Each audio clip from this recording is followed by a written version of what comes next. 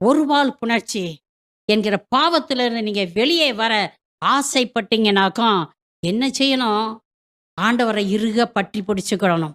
உங்களை சோதிக்க வர்ற சாத்தான ஓட ஓட துரத்தணும். அழைத்த அழைப்பின் மேன்மையை உணர்ந்து, நல்லா கவனமா கேளுங்க. அழைத்த அழைப்பின் மேன்மையை உணர்ந்து, ஜெபத்திலும், தபத்திலும், உபவாசத்திலும், வேத வாசிப்பிலும், துதி ஆராதனையிலும் நிலைத்து நிற்க வேண்டும்.